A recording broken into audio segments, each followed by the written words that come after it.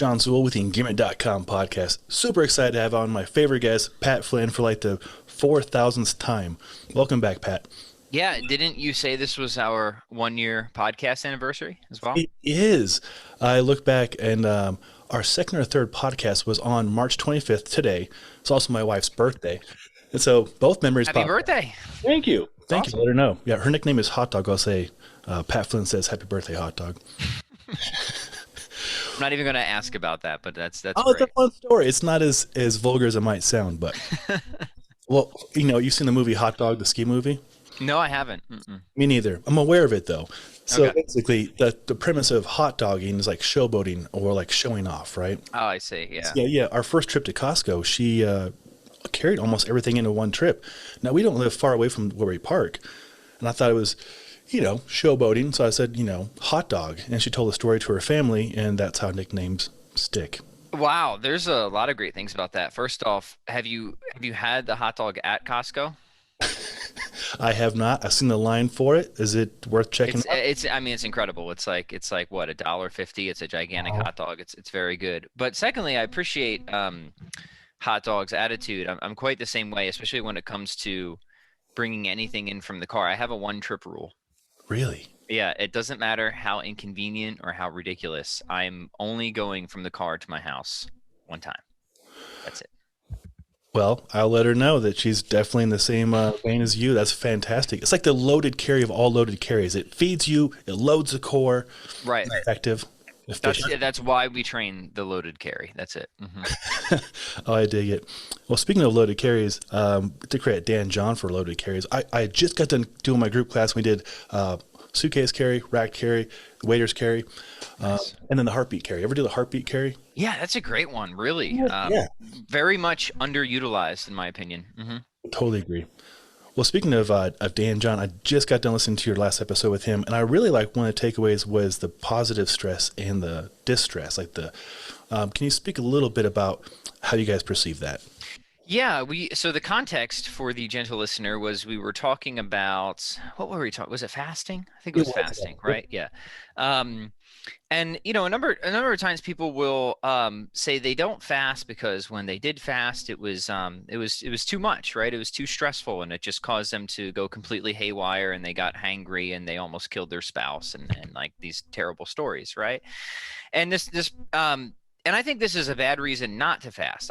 But I think it is a good reason to think about how you fast, right? So there's been a lot of really good research on fasting, like these past 20 years, and one piece of research that was published in Cell Metabolism not all too long ago actually showed that fasting has physiological benefits um, independent or irrespective of weight loss. So even if you don't want to lose weight, even if you're not using it as a way of losing weight, fasting still just comes with just a sort of unique set of health benefits, right? So it's unique in that sense that and the reason that's important, I'll get to the stress thing in a minute, but the reason that's important is because a lot of times people said, well, fasting is only helpful because it helps you lose weight, for example. Hmm. And well, we have clear evidence against that. Like even irrespective of weight loss, fasting seems to be a healthy sort of just therapeutic thing to do.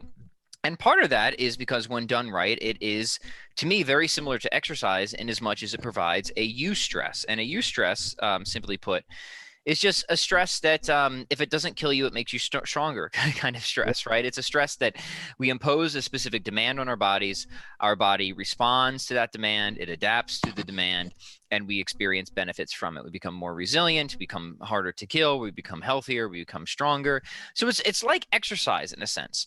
But so it's not just fasting that matters. It's also how you fast. And there's a parallel to exercise that obviously people can and have wrecked themselves from exercising before because they've taken something that otherwise can and should be a eustress, and they've done it too much. They took on too much too soon, and it became a distress where the stress that you can't keep up with the stress. You can't recover or appropriately respond from the stress.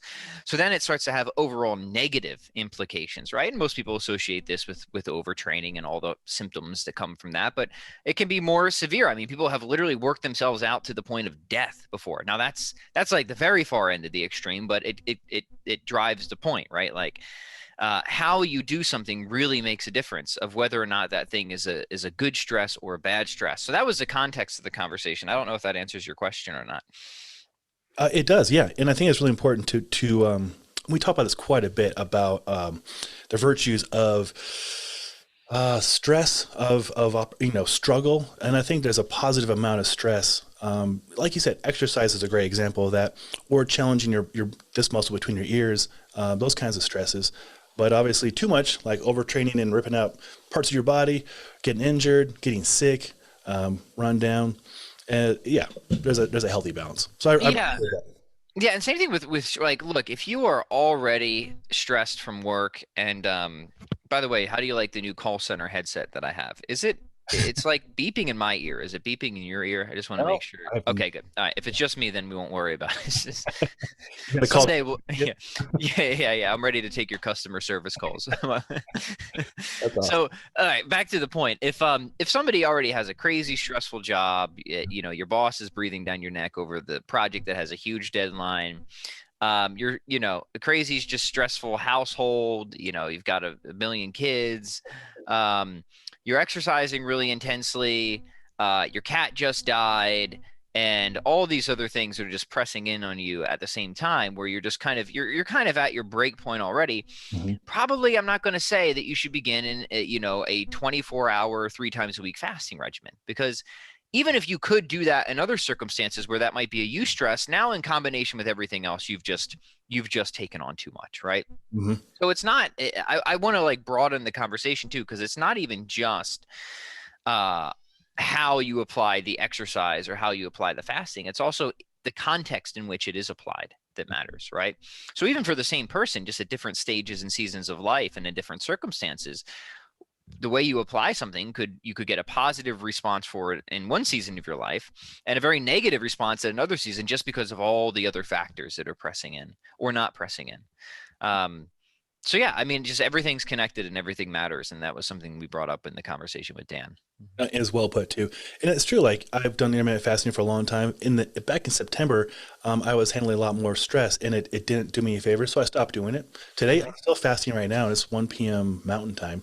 Because I'm in a good spot. I'm in a great spot. Yeah. So yeah, why not? Yeah, same thing. I had a long fast yesterday, a moderate fast today. But I mean, the funny thing is like, this is obvious when it comes to exercise. So why isn't it obvious when it comes to nutrition and fasting? Like most people will be like, you know what? I was super stressed back in October, and the 20 rep squat routine just absolutely killed me.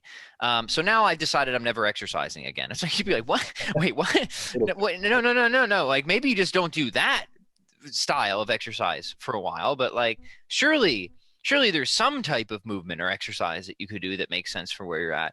And I see nutrition the same way. It's just like we have intensity dials on all aspects of our life, and not just intensity dials, but like frequency dials and duration dials. And for me, it's just like, we know these can be good things. We know they are good things. It's just a matter of where should the dials be set, given where we are, what our goals are. So it's not like do this or not do that. That seems a little too simplistic for me. It's how should I be doing this? How should I be exercising? How should I be incorporating some type of dietary restraint? Right? It's not a matter of if. It's just a question of how. Mm-hmm. I dig it. That's great advice from Pat Flynn. Literally wrote the book on it. Done. One of them. Yeah. Yeah. Oh, that's great advice. Speaking of books, tagged you in a picture a little bit ago. Yeah, your book came in. What a fun read. I love the way he talks. It's a very fun book.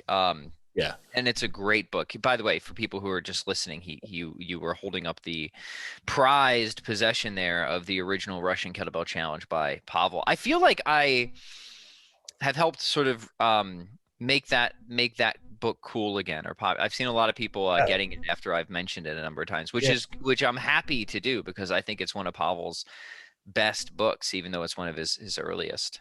Mm-hmm. Yeah, I think 2003, is it right? It's oldish. Yeah, February 2003. You know what I appreciate besides the way he writes is, and I talked to Doc Cardle, who's going to be on the show next week, who's Master SFG, he does the barbell certification for Strong First, is how many revisions in the evolution of the teaching. Even looking in the book, I was like, we don't teach that way anymore or do a lot of those things. But in the SFG, last one I did, I think it's like the 25th or 26th revision. And it's cool. Like, what's your take on the evolution of coaching, teaching, exercising, and best practices? Yeah, that's a great question. You know, I once heard somebody say that they didn't want to write a book because they didn't want to be stuck to what they said in the book at the time. Yeah. And I could understand where they're coming from because of the point that you made, but I wasn't satisfied with that, because to me it's just like, well, write another book, right? Like I've certainly done that. And I think that should be expected. And I think that any reasonable, charitable reader will have that expectation as well, that, okay, Pat Flynn or Pavel wrote this book 10 years ago. Should I automatically assume that he thinks exactly the same things now as he did 10 years ago? Probably not. But at the same time, we would hope that I wasn't, or Pavel wasn't, like completely off either. You know, like maybe that's the case, but certainly let's use Pavel, I think, because he's a better example, because he is wonderfully and beautifully consistent in the general principles. And I think he's just a great example of a great coach, of somebody who has been consistent with these principles that we know are effective and we know are true, but through continued research, training, personal experience, coaching, however many thousands of people Pavel has coached at this time, he's always refining how those principles are applied on the practical day to day. So there's this evolution and refinement, yet there's this consistency. And like, to me, that's a mark of a wise person and a wise coach, as opposed to somebody who just like jumps from one radical idea to the next radical idea to the and there's like no consistency. That to me is like a charlatan, somebody who's just after gimmicks, right? Or there's the other person who just says one thing 25 years ago and there's been no evolution or no refinement. That's a little suspicious to me too, because it's like, really, you had it all figured out that's then? Yeah. And like there's like not even just a hair of refine. Like, that's just like, again, maybe that's the case, but generally I don't think that's, humans aren't like quite that perfect usually, right? So the reason I bring this up, and it's a great question, and this is really meant to be just high praise and a compliment to Pavel, is what you see in the evolution of Pavel's work, to me, just speaks of a man who is a very wise man, who is a very wise coach. And it's the sort of thing that you would expect of somebody who is constantly seeking to refine their craft, but really cares about getting the core fundamental principles right. And I think if you just get Pavel's books, you'll see exactly that type of evolution. Yeah, well stated. I've had the opportunity and privilege of working with him at our gym, actually, and watching him directly coach people from the audience. So, like you said, just refined. Observe, 2 cues, a new PR for that person, just so precise. Yeah. So precise. Speaking of Pavel, you're the first person I'm sharing this with. We're going to do a strong endurance at our gym in Denver in November.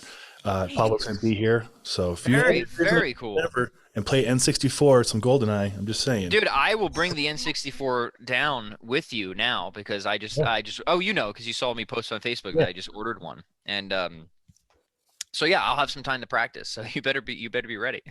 It's not me. It's Hot Dog you got to worry out for. We actually have an N64, and she is lethal. My one worry is, like, of course, like I'm sure you do. Like, I have all this nostalgia because like the N64, like I grew up with it, right? So like, I hope it holds up, right? Like, I hope this doesn't ruin my childhood, going back to it. No, you're going to love it. In fact, speaking of nostalgia, there's a thing called Raspberry Pi. Have you heard of this? There's a little computer. They're really cheap. You can get them on Etsy, and you can get an emulator program. And so maybe 4 or 5 years ago, probably 4 years ago, I purchased one for my wife on Etsy because we wanted to play like Mario Kart, and you can't find Mario Kart unless you have that specific system. So I found Raspberry Pi, $80 on Etsy, came with 14,000 games, all the way from Atari through N64. And they play well?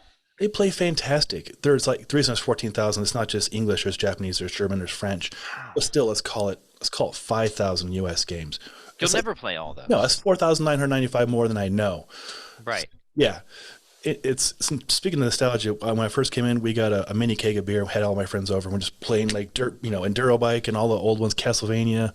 It was fun. You're gonna really enjoy it. I've always been a gamer, right? I grew up on video games. I don't game as much as I used to just because you got other projects, right? But the idea of retro gaming really appeals to me because I don't know if this interests your audience at all, but like new games are just they're such a freaking investment, man. Like the tutorials are 100 hours long and you got to like grind to get all this treasure. And like, I'm a treasure guy. Like you show me there's a little bit of treasure, I got to have all the treasure, right? So I don't want to don't put me in that situation because it's not healthy for me, right? But like the old games, like you just hop in, you shoot a rocket launcher, Yeah. you blow your friends, and that's done, right? And it's not this like huge investment. And there also just seemed to be a much more, I don't know, more inventiveness and originality. Like, when's the last time somebody invented a Kirby? You know? I don't know, or Sonic. You're gonna love it. Like you, I stopped with games after N64. Like you, I don't want to invest the time. Somebody gave me an Xbox and I used it for like half an hour. I'm like, this is not for me. Rather go look at a tree outside. And not only that, but older games, especially like on like the original Nintendo, but even the Super Nintendo, they were decidedly more difficult. Like you had to learn. Like you had to step your game up if you had any chance of beating a number of those games. Like some of them are notoriously difficult. I like that. Oh, A yeah. lot of the newer games are just they're too babyish. They just hold your hand too much. Oh, that's good insight. And I'm sure that'll resonate with a lot of people out there. My favorite game was the one you can cheat, Contra, Million Lives. Contra was notoriously difficult. You had to cheat. You had to cheat to even get past the first level. Hilarious. Yeah. Well, yeah, if you practice, we'll host you. Hot Dog will Sweet. kick both our butts at GoldenEye. It's on. It's on. It's a mandate. This is good stuff. So what are you cooking up over there? What am I cooking up over here? That's a good question. So I've been playing around. Yeah, your listeners might be interested in this kind of like swing other thing routine. Yes. And you know me, I'm always trying to cook up some like new minimalist protocol. Mhm. And this came about when I was experimenting with just imam routines. You know, I'm a big fan of the every minute on the minute type of routines. They're just so versatile, right? Like you Very. can so just background if people are unfamiliar, the idea of an EMOM routine every minute on the minute is pretty much what it sounds like, that you do some exercise at the top of every minute for some X number of minutes, right? And you can, of course, vary this. You could just do one exercise, like maybe you're just doing double clean and press, you know, going pretty low rep, just doing like somewhere between like 1 to 5 reps, and then you just do it for 5 to 10 minutes. So you can get in a pretty good amount of volume with this stuff. And there's just a lot of cool ways to cook this. And what I like about the EMOM thing is it kind of makes you be creative, because if you fix one variable in programming, it forces you to think about, okay, how am I going to manipulate the other variable? So if I'm working on like some heavier presses, but I know I have to work at the top of every minute, like that's fixed. Okay, maybe I'll waive the load in terms of reps. So maybe I'll do like 3 reps on minute 1, 1 rep on minute 2, 5 reps on minute 3, 2. You see what I'm saying? Like, and just kind of like wave it like that. And I think that's a really interesting exercise for coaches, but it also makes for a great training session and workout as well. It's also just makes you be efficient, because you know, like, okay, 20 minutes, 15 minutes, here we go. This is the routine. So all that aside, I've been messing around with a variation on this that I've just found to be just ever so lovely, Sean. And it's called swing other thing. And the reason it got that name is because you, so for example, at minute 1, you'll do a set of 2 hand swings. Minute 2, you'll do a set of 2 hand swings. And then minute 3, you'll practice some other thing. So it's like a 2-to-1 swing to other thing ratio for this. And you repeat it for however many minutes, right? Maybe it's as little as 6 minutes. Maybe you go up to 30 minutes. So there can be ranges there. And there's just something nice about that 2-to-1 ratio of just the swing, other thing. It just feels really good, especially when you make the other thing some type of like upper body grinding or strength exercise. So a good example might be swing with a press ladder. So every time you get to the press, maybe you start at 1 rep each side. So at minute 3, you do 1 press right, 1 press left. Once you get to minute 6, when you're back at presses again, it'd be 2 right, 2 left. And so maybe you go up to like 5 presses. So you could go fairly heavy with the presses and get a good strength hit there, but also the kind of all the benefits that come with the swing accumulation as well. And what I've been recommending to people and what people have seemed to be getting a lot out of is just setting floors and ceilings both to the routine and the exercises. So a floor would be like for the entire routine, okay, I'm going to do at least 6 minutes. Like that's the floor, no matter what. And then I have a ceiling, but no more than 30 minutes. And then every set of swings, I'm going to hit at least 5 reps, but no more than 10 reps. Or every set of presses, I'm going to hit at least 2 reps, but no more than 5 reps. And the idea is to always stay somewhere between the floor and ceiling. So it allows for some, and this was a principle I was talking with Jeff Newport about not too long ago. It allows for auto regulation, right? And variation. That was a great episode, by the way. Jeff's the man. Thank you. Thank you. Yeah. Jeff's a great guy, really just a joy to chat with. So, you go in and maybe you're like 12 minutes in and you're just barely above the floor and then you fall below the floor. Okay, you're done. That's it. That was a good training session. So you just cut it there. And maybe one day a week you train and it's just 15 minutes. Maybe that's Monday, maybe Wednesday it's 30 minutes, maybe Friday it's 12 minutes or even 6 minutes. Could be pretty short. Yeah. So, a kind of just a lot of room for specialized variety. I'm always trying to serve people who are just looking for something that's going to be efficient, effective, don't have to do a lot of thinking. Like just tell me what to do, coach, send me in and help me get it done. So that's what I've been cooking up. I don't know if that's interesting at all, but that's delicious. I like it. Mm-hmm. Yeah. It's been fun. I love it. So I've been doing just personally, the routine of choice for me is to do it with swings and dips. So swing, dip, swing, dip. I love that combination. I've always loved dips in general, but it just works. And sometimes I'll just do body weight dips, and those are pretty easy for me. So I can consistently hit like 8 to 12 per set on that. Other times you just load them up so you can vary the load. Maybe you have a heavy dip day, a light dip day, moderate. So there's just a lot of ways you could spin it or cook it depending what you want to get out of something like that. Mm-hmm. Oh, I dig it. I didn't know you're a dip guy. I used to love dips. I like dips and pulls, my favorite thing ever. That thing I flashed on the camera, I got from doing dips, weighted dips. Like you said, overdoing it was listening to my body. I think I was full of ephedrine and caffeine and aspirin too, like that crazy ECA stack. Just so sloppy. I was probably trying to impress a girl too at the same time. Just a plethora of bad decision making. Dips are my hot dog lift, by the way, because they're the lift that I am savagely good at. Like I'm very, very strong at dips. You'll never see me showing off at something like the bench press because there's nothing to show off, right? Which is interesting. Like there just seems to be, for me anyways, zero carryover there. Like you can load me up with dips with all the plates in the gym and I'll keep going. But not so at all with anything like a barbell bench press. So very, very strong at dips. I'm pretty strong at military press, but like classic bench press is one of my weakest lifts. Mm-hmm. Yeah, I'll admit that as well. I'm not the best at push-ups, no problem. Other variations of pressing overhead, like you said, or with a tier, I love it. Bench press, not my cup of tea. I have to do it sometimes, especially for testing for SFL, but not my most enjoyable movement at all. With you. Mm-hmm. Dips, man, I miss dips. Actually, Pavel recommends dips. So, in summary of The Quick and the Dead, which is one of my favorite books by him, bam, got that, of course, right there. And basically, it's kind of like your program. It's not every minute on the minute. It's basically every 3 minutes. And it's the swing or the snatch, and then either dips or push-up. Mm-hmm. And so, you would get a kick out of that. Real minimalist, real good stuff.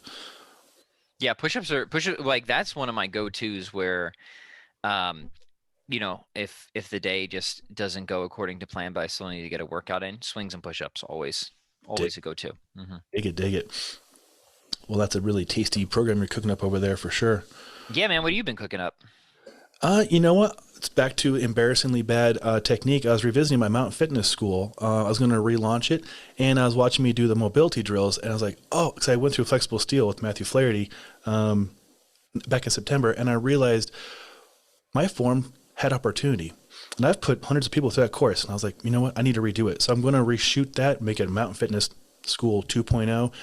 It's super simple things like I have my hand facing up in the backhand for the Egyptian when I should have been facing down. Little minutia, little details. Yes, right? Yeah. Uh-huh. But they haunt me. I want to present a very good product, and I'm like, I've since learned quite a bit, and I want to recalibrate it, re-offer it, and of course, newer camera, new microphones and stuff. So Yeah, Yeah. that's a fun project. That's cool. First off, I love the Egyptian. I also love the old, remember the teacup drill? Don't Oh, the spill the teacup. teacup. Yep, Yeah, yep, yep, yep, I yep, yep, yep. suck at the teacup. I love the teacup drill. Yeah. If people don't know the teacup drill, you have to kind of see the video, but the idea is you're supposed to hold the teacup, right? Mhm. Bring it through your armpit, around, over your head, all without spilling the tea, keeping the palm up. That's one of my favorite just shoulder mobility Oh, that's drills. great. If you watch the video, that was a really good demonstration. You don't watch me do it. Well, thank you. Yeah, yeah. I haven't actually tried it with a hot cup of tea yet, but I'd actually feel fairly, I'd slow it down a bit, but I feel like I might be able to do it. Oh, you would nail it for sure. Mhm. Speaking of mobility drills, what are some of your favorite ones to get like a quick? I know you're minimalist. What's your quick hit? Get mobilized before you get after it. Yeah, that's good. Well, hey, teacup drill right there. I mean, and the Mhm. cool thing about something like that is like you can just people will look at you funny. They always do. But you can do it at the grocery store, right?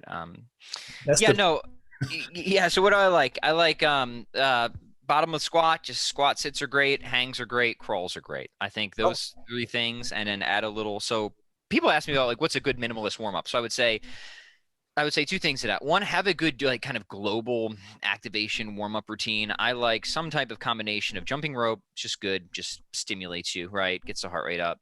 Hanging, crawling, squatting, some variations therein, right? Maybe throw in some planks. And then of course, if like something's really tight, just stretch it, right? Just old school, right? It's like, yeah. wow, my hips are really tight today. Okay, maybe I should do some frog stretches or some hip Ooh, flexor stretches, right? So the idea of the general kind of global routine is it's just it helps you assess, helps you diagnose, just helps turn things on. So crawling, squatting, hanging, jumping rope, that sort of thing. Just a couple minutes, doesn't need to be extensive by any means. But get you stable where you need to be stable, get you mobile where you need to be mobile. Maybe some light get ups, another good option there. ooh, yeah. But then I also like to say, whatever is on the menu that day, you better do a couple prep sets, right? So if like you got pressing on the menu, then let's do some sets of light pressing. So you go from the kind of global or general to the specific warm up. That's my approach. If you and keeping both as minimalist as possible because I don't know, man. I think people get overboard with some things, and it's like there was this phase. I think we're through this phase now where people would do like 57 minutes of corrective exercises and then like 3 minutes of an actual workout. It's like that seems a little backward. Oh, okay. Right. Like, so me, I am okay. What do we need to do to get turned on? To maybe if something is going to give us an issue, we'll be able to flag it and address it. So some type of general global movement routine, and then just prep whatever you got that day specifically, Yeah, and then get to dig work. it. I dig it a lot. And the teacup. And the teacup, yeah. For sure. But also just like make sure you're moving frequently. And this is, I'm guilty of it too, just because I'm at the computer. But just move, squat throughout the day, get in the hip flexor position, walk as much as you can. Just you Yes. really just, it's so hard to, make up for all the time spent sitting. So my best but not entirely feasible advice is just try to move more throughout the day as much as you can. Mhm. Yeah, that's good advice. And walking. Oh, I love walking. It's just a great excuse to just move, go walk and somewhere. and find ways to walk. I haven't found a way to walk in podcasts yet, but I'm Oh, very I'm gonna figure that out because I spend so much time podcasting that it just seems ridiculous at this point how much I sit. But certainly whenever I have calls, consulting or coaching calls, like I almost always take them on a walk. oh, that's genius. I just got the AirPods Pro, and they do a really good job of blocking out the sound. I only do one at a time. Yep. Yeah, take a lot of calls that way. Yep. And to your point about podcasting, check this out. Hold on one second. I have your solution, Pat, and I can't wait to hear you do this. So, wireless microphone. You can go right to either your phone or whatever you're going to record on, and then it's Nice. the same brand as this. It's Rode. It's legit. I did a tutorial on it. It works really well, Pat. And then you can walk, talk, and podcast. That would be perfect. Yeah, send me a link to that stuff as Well, you have many other things before. Because if I can just, I don't care how ridiculous I look walking through my heck no. neighborhood, right? I get like the selfie stick with the camera, just walking Yeah. podcast machine. Yeah, I love it. Oh, I will tune in for that, especially if it's on video. Yep, for That's cool. sure. You can even do it like a GoPro. They have a media mount and they send us over a GoPro. And I shot 3 podcasts while splitboarding this last 2 months. Really? Yeah. All So right, that's super interesting. And yeah, you just like just it goes right into the GoPro and then that's it. yeah. And I make them like 15, 20-minute episodes just so I'm not like, because am exercising. Like I'm skiing uphill, that thing that you make fun of that I love doing. I'm skiing uphill. I'm out of breath. And, but I bet you are. yeah, it's great exercise, but the visuals are amazing. And yeah, the GoPro will record it, and I just do it in 1080. I don't need to do 4K. And then yeah, nobody's gonna watch it in 4K. And then there's a podcast. I would love to see your podcast. What you're doing walking around. Yeah, and I'm not joking. Like I spend an inordinate amount of time just podcasting every week, and it Hmm. catches up to you, man. Like the hips get tight, the back gets sore, and I'm like I need to figure something out with this. So taking at least some of the episodes on the go would seem like a very interesting solution. I wonder if you can get Dan John to do it. You both are walking and talking and podcasting at the same time. Yeah, it's kind of ironic because we talk about how important walking is as we're sitting Yeah, it all is. the time. But that's what we have to work with right now until that fixed. GoPro, Rode Wireless, boom. Boom. Pat Flynn podcast on the road. Oh, sweet. Pat Flynn Roadshow. I love it. Literally. Oh, I dig it. Oh, this is fun. What about music? I've checked out a lot of your most recent music. It's really good. The last track had vocals, right? I've got 2 up now, 2 new ones this year with vocals. Save Me and For the Love and the Glory. Sweet. Mm-hmm. I'll put Mm-hmm. links below for your SoundCloud. Yeah, we were rocking and rolling. So I don't sing. I'm not the singer. So before anybody starts flat, I think the guy is a very good singer, but he isn't me. I do the instruments, specifically the guitar, right? So I write the tunes, I lay the tracks down, and then I just send it all to the singer, and he does the vocals, and then sends it back, and usually he does a very nice job and we don't have to go back and forth. And then I send it out to my 3 adoring fans all over the world. Hey, 4. 4. We're Yeah, growing. Right. Yeah. growing. Taking out the road. Last podcast, we talked about your process. So basically, you hire people that you have not met to do the drums and do the vocals, and you drop Right. it to them. And then, Yes. Right. Yeah. So it's my virtual band. I don't even know the name of some of these people. In fact, I just learned the name of one of them recently. Because he's like, we've been working together for a long time and I feel like we should just get on Skype. I'm like, okay, fine. Right. Um, but no, so that's it, right? So I like I say, I write the songs, I record the guitar, usually just to a click. Mhm. And then I could do the bass, but I don't want to, so I just outsource that. And same thing with the drums. People will hear that they're programmed. If I mean, it's not hard to hear programmed drums, but I think they sound pretty good. At some point, I'll probably have an actual drummer get in and lay something down with a real kit. And then yeah, and then the singer, and then that's it. So the vocals go on last. It's guitar first, just the raw guitar tracks. Then we fill it in with the programmed beats and then the vocals. Yep. Hmm. What a cool virtual setup there. Like, I would never have guessed how many times that we've jammed in like jam practices and bands and stuff back in the day to now be able to just do it in you're using the SG, I'm assuming? Yeah, I got my SG. It's just out of reach right there. I got my SG. I've got the other one is over there, my Nuno, but mostly the SG. It does it for me, man. It's tone, it's feel. I mean, I can go faster on the Nuno, but I'm an old fat dad these days, so I don't feel the need to go as fast as I did when I was like 16, 17, you know? Hmm. Well, for what it's worth, Pat can shred. It's impressive. I actually found a cool practice amp from Boss. My friend turned me on to it. The Katana. Have you heard of this one? Huh. No, I have had a number of is it like one of those like really tiny guys that you can even power with like a D battery? Exactly. So it's portable. Yep. Yeah, I've had a few of those throughout the years. Hmm. Yeah. I was training a person virtually, and he got out that and his SG. Imagine that, and it had the crunch, and then it had the brown noise. It was really good. I'll have to check that one out. I had a Marshall one for a while, and it sounded pretty good.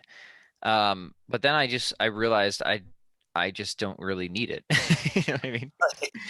Yeah, because I don't travel that much, and when I do travel, it's usually for a short enough time that I'm not too worried about bringing the guitar, anyways. that's fair. And when I go camping, which is once a week, I usually take an acoustic. But now the ability to take an electric with a little practice, That's cool. that's pretty That's sweet. cool. Yeah, I'm pretty. Yeah, there's something cooler about the electric guitar around the campfire. I've never done it yet. I'm super excited to do it. Hopefully, Hmm. next 2 weeks or so. There's a company called Dometic. They're out of, I think, the out of Europe, and they make like high end glamping, I'd call it. So like instead of having your Igloo or Coleman cooler, it's like this refrigerator. Like it has a system, and it sounds like ridiculous and overkill, but you don't have to ever buy ice, and you don't have like your sandwich sitting in soggy water the next day kind of thing. You have to bring it. Nice. Yeah, so I have to say, the idea of glamping in general really appeals to me. we'll glamp it up, man. I'll hook you up. I Yeah, glamping really appeals to me. Yeah, it's the easiest way for me to get people into the outdoors with all the amenities they're used to, like an electric guitar, for Christ's sake. Like, Right, yeah, yeah. If you can camp with an electric guitar, you're gonna be or clamping. Yeah, I'm interested, yeah, right, for sure. that's good stuff. Oh, this is fun, Pat. This is really fun. Do you have any more songs you're writing currently? Yeah, so I already have a number of tracks down. If you go on my SoundCloud, you'll actually be able to hear. And I guess the kind of cool thing about my SoundCloud is you hear my stuff in development, so you'll hear like the tracks originally without the vocals, and then later, once the vocals are on, I'll put the vocal track up, so you can go back and kind of like hear the different iterations. So I think I have like maybe three or four other ones up there right now that are still just the guitar that I need to get the vocals on. So that's where we're at. And my goal was to have 5 new songs this year. So I'm done on my end. I hit that goal. I just need to get the vocals to them. In the first quarter. That's a Right. Yeah. That's how you got to do things, man. Like if you set a goal, and maybe it's just me and my obsessive personality, but it's just like, I don't know, man. I always, it's just attack it, attack it, attack it Until until it's dead. Right. it's dead. More than done. Yeah. It's well done. Yeah, I'm the same way with books, right? When it's books, it's just like it's all in, and then it's pivoting, right? So I don't usually try and do more than one big thing at a time. Mhm. Um, I'll have usually multiple fairly decent sized things I want to get done throughout the year, but I'll have always one big thing I'm working on, and that is the like primary object of my attention. And so at the beginning of this year, it was the music. Now it's a book. So I got the music done. I am done with the book now, essentially at this point, and that was my other goal for this for 2021. So we're doing all right this year, Sean. We're not doing too bad. Great, Pat. It's only March. Yeah. Now to be fair with the book, it's a philosophy book. I have a co-author, so it was only half a book technically I had to write, and a lot of the stuff I have had versions and drafts of just other articles and stuff that I've written. So it was largely a matter of just kind of recompiling, reshaping, adding some content here or there, and then like just like 2 new chapters. So it wasn't like as crazy of a. People shouldn't be that impressed by what I just said. Is what I'm, what I'm making out. You're very much. Wasn't the most difficult book I've had to write. Well, it's nice you have material already created that you can bring into something. And I think Right. that's really important too for people creating content, whether it is writing or shooting videos or creating courses, is like that evergreen material. It's nice that you can keep reusing it. You don't have to keep creating stuff every day, brand new. People need to think about that a lot more, because that has been like one of my I guess productivity tips, if you will, is that whenever I do something, I always do it with the idea that will I be able to use this again in some capacity in the future, right? Whatever that is. So I mean, blogging is a great example. It's just like blogging for me is an ideas board. Sometimes a lot of the articles I've written, a lot of the stuff in the books that I've written, you can trace a lot of that back in some way or form to some blog posts that I've written at some time. Um, so I mean, that's it. If you commit to creating content frequently, consistently, then yeah, hopefully you'll be able to compile it or reuse it for some other project down the line, right? Even my YouTube videos, like I reuse a lot of my YouTube videos for a lot of different, like we're doing our strong onset right now, right?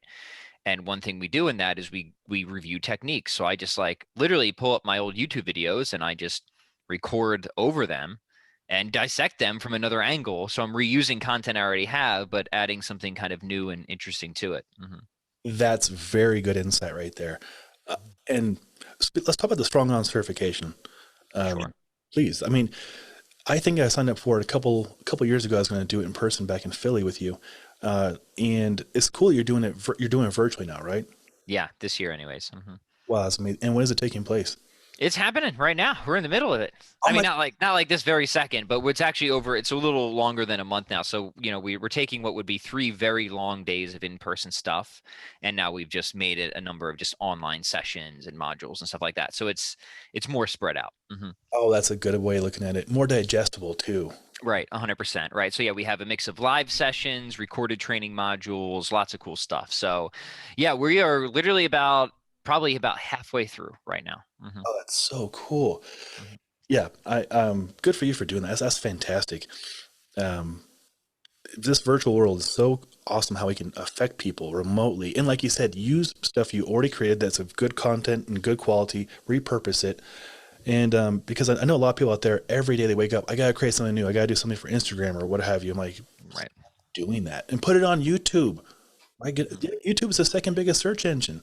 YouTube is great. I mean, like I've got it's like a dirty little cheat for Instagram, but the ease like if you want to just like do it for social media, it's like hilariously um shameless how well this works. But you like tweet something Mhm. and then you take a screenshot of your tweet and you put that on Instagram, right? As like the picture. And like if it's a decent tweet and you made a decent point, people will like it. So like that's a great example where it's like you don't have to double your workload, right? Like you just and it makes me laugh because it's just like it's almost cartoonish, like what you're doing, right? But hey, if the people benefit from it, who am I to object? It saves me time. So there we go. No, I appreciate that. Like you, for me, it's YouTube. I'll take part of the clip or the whole clip and put it on Instagram because Instagram to me is almost an afterthought. And I know it's probably not for a lot of people. They like live and die by Instagram, but I don't make money off Instagram. No, it's too fleeting. It's too Yeah. superficial. YouTube, I agree, is much more substantial. So, Instagram for me is like it's like play at tea time. It's not a serious part of my business. I'll go on, I will do and when I do stuff on Instagram, again, I repurpose or I use it for other things. So, I get a lot of like questions on Instagram and stuff like that. And you can answer them a little bit. Instagram's limited, but sometimes we get some good stuff and that turns into a podcast episode, or whatever. So, everything's connected, right? It is. And hopefully everybody listening to this who does create content, learn about repurposing your content, make it evergreen. Unless it totally sucks like my Egyptians, then redo it. Right. Yeah.